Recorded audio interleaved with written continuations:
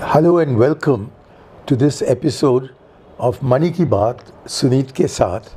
And our guest today is a very well-known young journalist who is making waves on the social media as well as on the regular media, for she is both on The Wire as well as on her own podcast. And her experience is with a number of different channels and different journals. She began as an intern at The Pioneer, but has since graduated well beyond that into winning several awards, which will take me too much time to mention.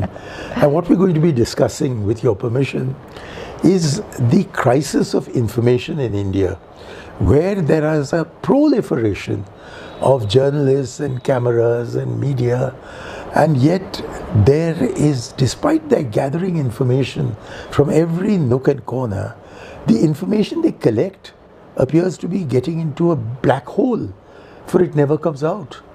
So we have this peculiar contradiction between having one of the largest journalist corps anywhere in the world and sinking every year in Reporters Without Borders, which runs an index on which India is now right in the bottom decile. So can you explain this contradiction to us and our viewers? Thank you very much, both of you, for inviting me to your podcast. It is an honor to be on your show. I've followed your work as a politician and now this transformation into a podcast and interviewer. So I think I'll give you an example. Right now, when you're interviewing me and we are doing this conversation here, there is a big news breaking in front of our eyes, which is the corruption in the whole, in the donation of the Ram Temple, right? This has been happening for the past 2 years. And we only got to know in the last 72 hours that there was something of this intensity and scale. It was taking place in one of the most important ideological projects of the Bharatiya Janata Party and the RSS. And this was taking place despite the fact that we have thousands and thousands of journalists. We have so-called star anchors doing primetime shows, singing songs of Narendra Modi, how great he is, how great the RSS is, and how they've been able to achieve this milestone and get this temple after 500 years of operation, and whatever the story they told us. So they followed the whole ideological campaign and project of the RSS and BJP, and under their nose, this corruption, this whole campaign was taking place. Not one journalist, local or national or international, came out to tell us this story. So this tells us that these thousands and thousands of journalists, they are being paid monthly salaries not to disseminate information to the public, to the people of India, but to suppress information. But that's an accusation which appears to indicate that the media has been co-opted by the establishment, and that there is a monetary reason why they are suppressing news which otherwise should have come out in the open a long time ago. It's not just monetary, because it is the use of the weaponization of journalism, actually, because it's the use of the ED and the other forms of harassment which the government can and does employ, and you never know who it will strike. Now, you talked about the temple. That story took so long to come out. This story came out in the Indian Express just the other day about the Madhya Pradesh Chief Minister. It did come out, and on the front page. Now, how is this? Something is allowed to come out, something is suppressed, some little YouTuber is arrested. The other one, there's so many Hindi, English, other channels now making absolute vicious criticism of the Prime Minister, using language I would not use, you would not use. They're not arrested. What is happening? Yeah, so I think in case of Madhya Pradesh, or even in case of Uttar Pradesh, for example, this is, and Mani, you would know it better than me, that this is the case of infighting within the BJP. That why the story from Madhya Pradesh was allowed to hit the newspaper, and after it actually appeared in Indian Express, no news channel was allowed to touch that story, not even as a caption on the TV screen.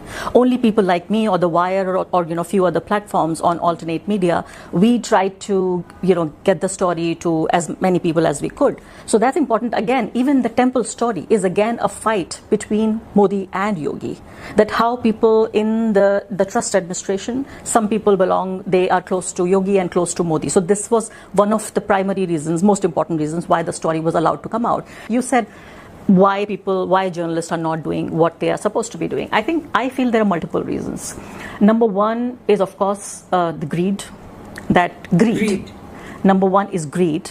That people, I can bet that many of them wouldn't know how many states are there in India, or who wouldn't know what happened in Indian politics 20 years before.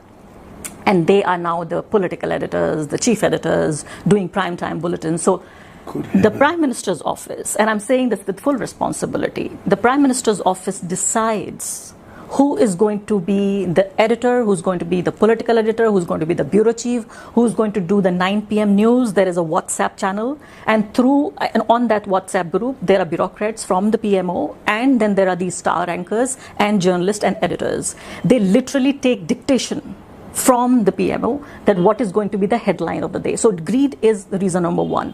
Number two, I would say, is fear. That if you do not do that, you will lose your job, not just your job, you will lose a lot more than just your job. Number three, I would say, is fear. That it's very difficult. It is so difficult to be a journalist in India reporting on Narendra Modi's government and trying to do the regular job of just questioning the government, bringing democratic accountability. And imagine a man who has completed 12 years in power. There are no journalists, hardly any journalists from the mainstream media who are asking him any questions that should be asked. He's now being turned into some kind of a Hindu king who is now above questioning. He cannot be questioned. But then what you said earlier just now, that it's infighting within the BJP that does bring out these stories which are negative stories or critical stories. But that means that all of us, the general public, does not get any straight, unadulterated news. It's only news that's allowed to filter out. But that's horrible. That is horrible, because then you don't know. You only know about Manoj Yadav, but you don't know anything about Adityanath. Yeah. So you know something about, let's say, the Chief Minister of Madhya Pradesh, but not Chief Minister of Rajasthan or Chief Minister of Gujarat. So only even that information that we are allowed to receive, that's also, and I completely agree with you. In fact, I'm surprised that you say that, because now we are just happy about some information coming out, not thinking that even that information is so filtered out that you're not getting it the way we should be getting it as journalists. I must, in defense of Mr. Modi, say that there are several Hindi channels that are vicious in their criticism of Mr. Modi. Maybe the mainstream media has been captured by PMO. But I don't think this is true of several non-mainstream media, such as our own. I mean, we are a small... But don't say that. And also, I think so, it's also kind of calculated. See, even if you or me or The Wire or Quinn to scroll what we do and what we are trying to do, at what cost? So a little bit of space or pretense of a space is allowed so that there could be this, pretense of a free speech in India. And the calculation is that, millions of people, they watch television, so they are not allowed any space, any leak of even any information, while the public, what they're doing is they're customizing their source of news. So your channel will be watched by only a particular kind of people. And they may not even know about your existence, people especially who vote for Mr. Modi. So there is a certain game, there is a certain calculation and a very calculated way of allowing what information comes out, who is allowed to say that, and what cost. So there is a distinction being made, in your view, in the establishment mind, between the mass media, by which I mean the 9 p.m. news, which is looked at by many more millions than the millions who look at social media news, but they are scattered because the number of social media channels is also scattered.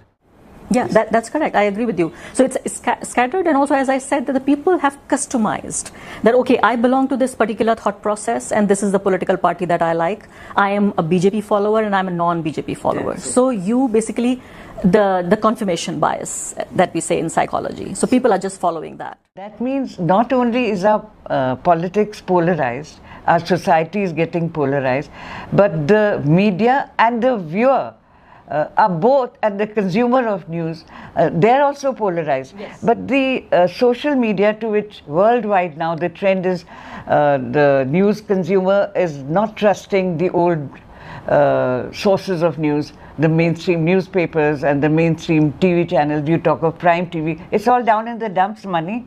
It's the social media which is getting all the viewers.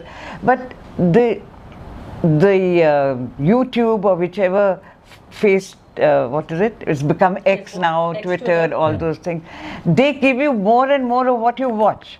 So you fall into this black hole. You were talking about the journalists, their news is going into a black hole. I'm telling you, the viewers themselves are going into a black hole. You watch anti-Congress stuff, the YouTube will send you more anti-Congress stuff, and you just don't know what the other side is saying. Exactly. So how to get out of this trap? Algorithm is the new oil, you know. It's terrible. It's terrible, and it's the new oil. Like, algorithm is changing the society, it's changing governments, it's changing the way we think, it's changing the way we consume news, it's changing the way our political and social thoughts are designed. So these big tech companies, which are no more pro-democracy companies, they are not even making any, pretense of being democratic.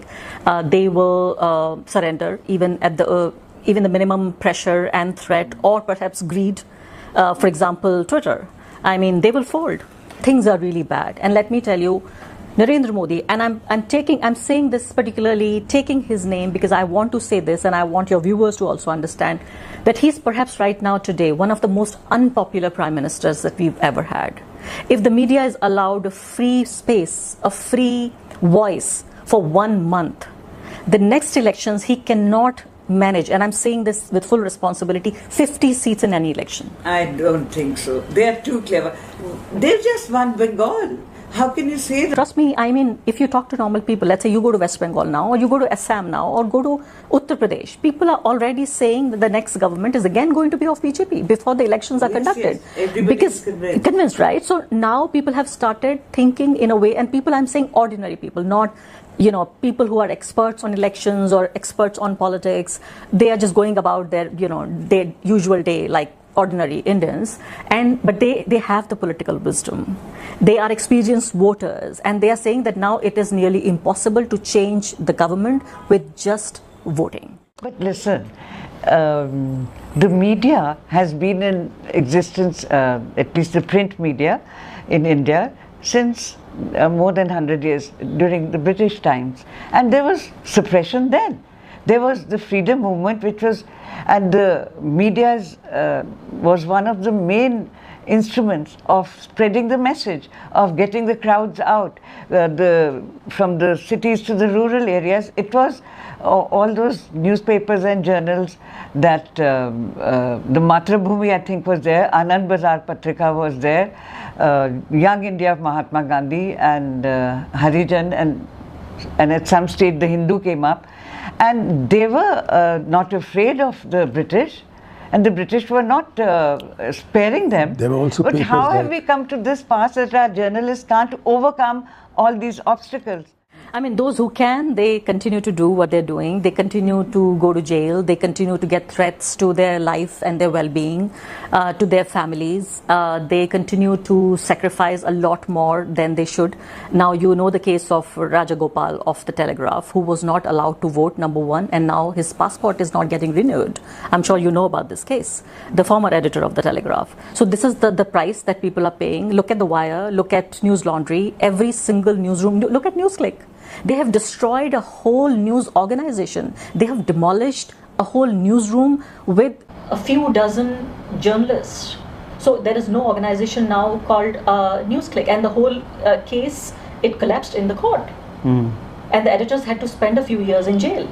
So what I'm trying to say is that if you know, so the cost, I have a friend, in Hungary, and he said, people will continue to do journalism.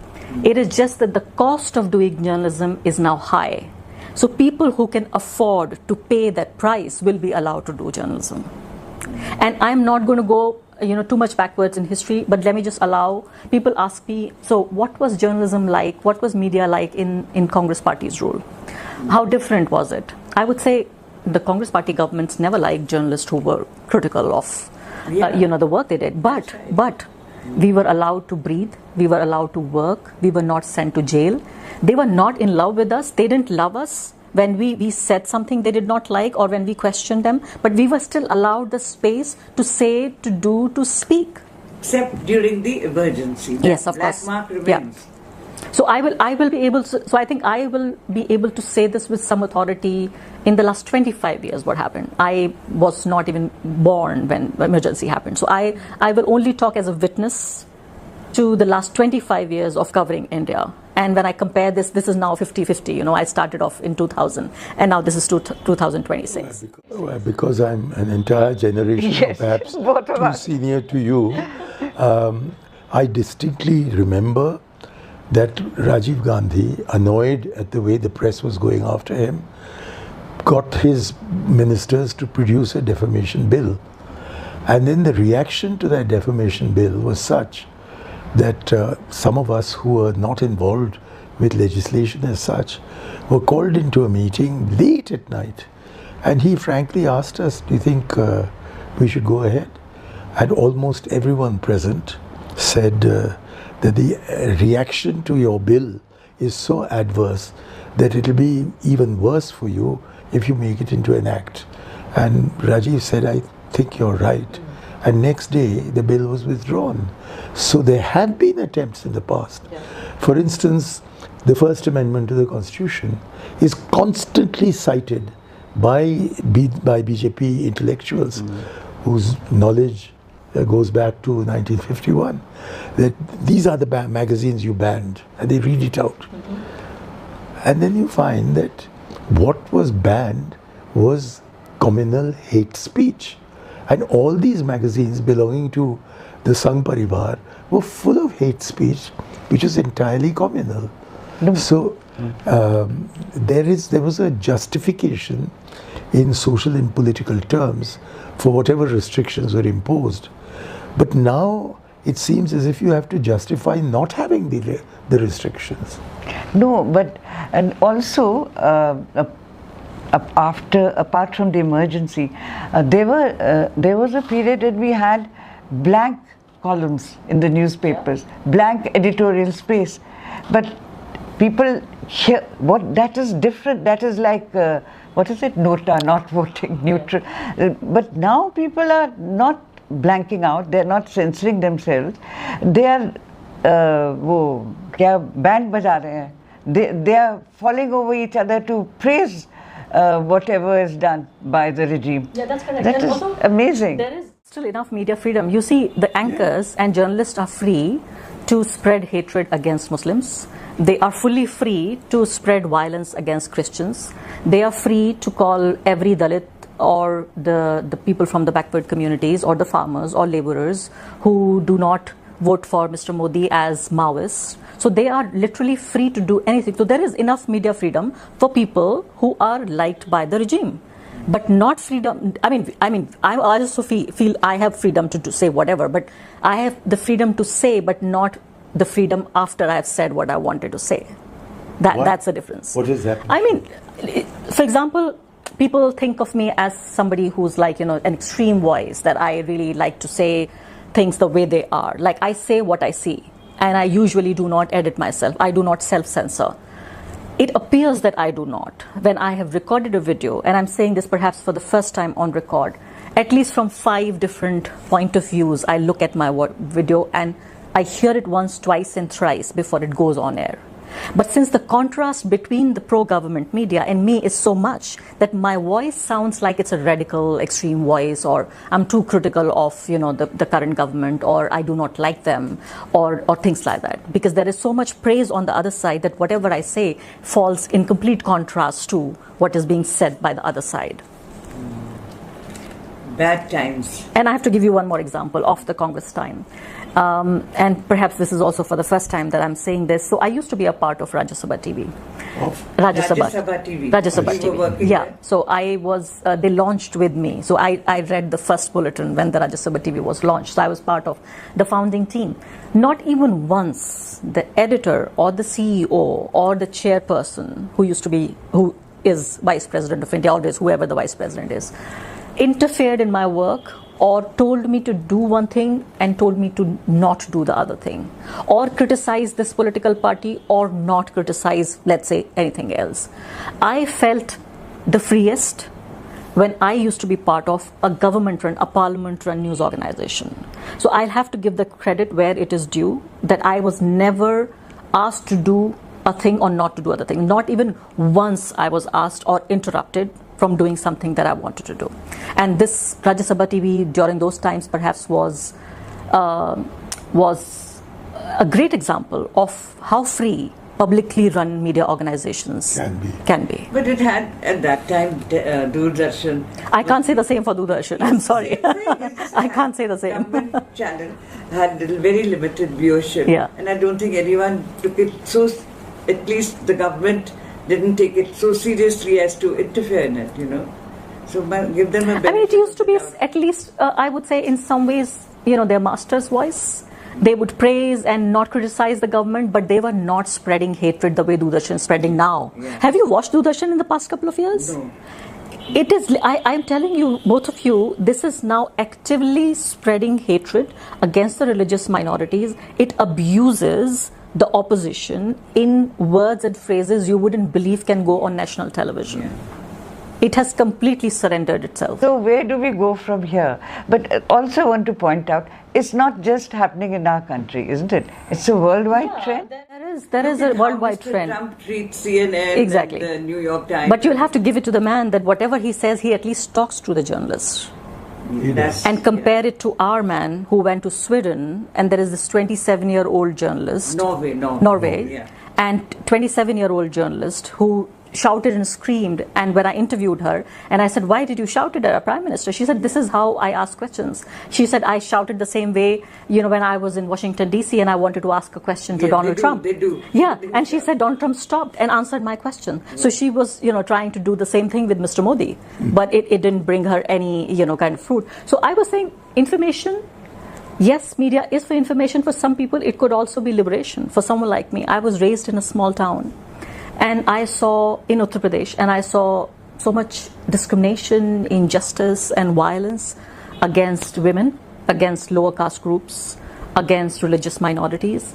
And I used to feel like as a young girl growing up in the post-Babri days, Babri Masjid was recently demolished and the country was like fast changing, and I used to tell myself that I don't see my story. I don't see stories of people like me, neither in the newspaper nor on television. Where am I in this space? And this is when I decided to become a journalist.